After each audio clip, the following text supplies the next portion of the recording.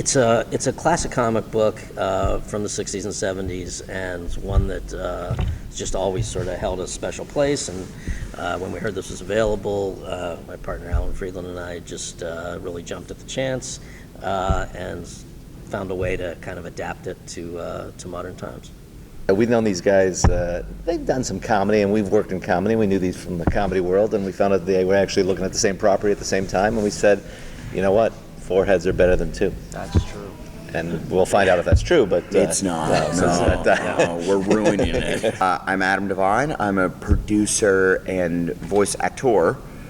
I say actor because I take it so seriously. Sure. Blake actually was reading the comic and gave me the book to read, and I was like, oh, this is perfect. This is exactly like, it definitely makes sense that we would want to develop this show coming from doing Workaholics. And we had been talking about doing a cartoon together for a while, and I was like, oh, this would really work. And weirdly, like within a month, the producers reached out to us and were like, hey, we think you guys would be right for this comic to develop it into a show. And we were like, we were thinking the same thing. Yeah. So that's how we got involved. Yeah. I'm Blake Anderson. I'm a producer and a voice actor as well. You're just an actor, dude. Okay. You're just an actor. Yeah, I think this all happened pretty organically. Like, the way I found out even about the Freak Brothers, I was just in a smoke shop in Colorado, and I saw a Freak Brothers shirt, and I was like, just the drawings alone, I was like, I've never seen this before. The art is super cool. Like, I want to look into it. And Company behind the show called WTG, and the partners in that company, Mark Canton, longtime producer, and Courtney Solomon, who's a producer-director, they approached Gilbert Shelton and sort of gave him our vision for the show, and he felt like it was keeping the principles that mattered to him, but was still adapting it to modern times. Just by way of sort of the setup for the show, these guys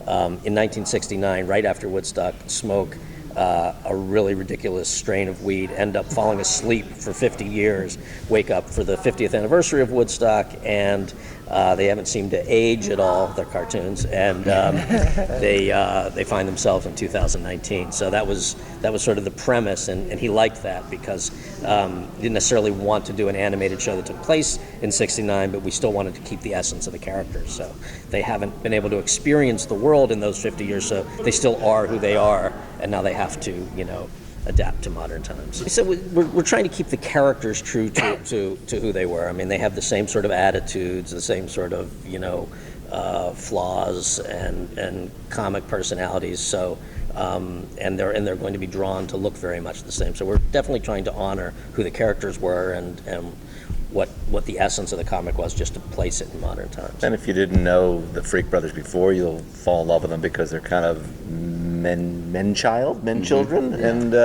that's where we come in. That's where guys like this come in. Man, baby.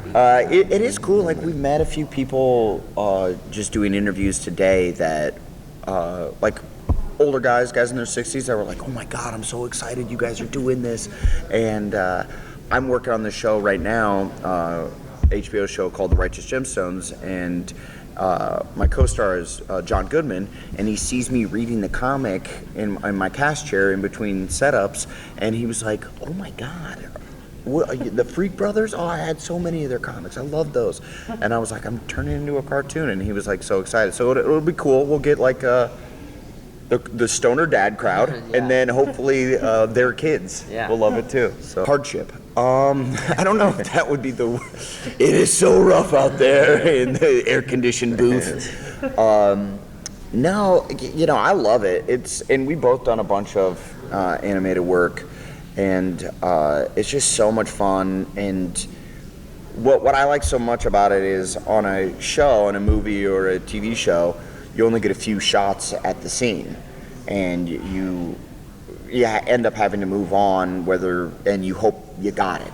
But with animation, you can really, at least with the voice acting, you can do it over and over and over again until you think you got something that you like.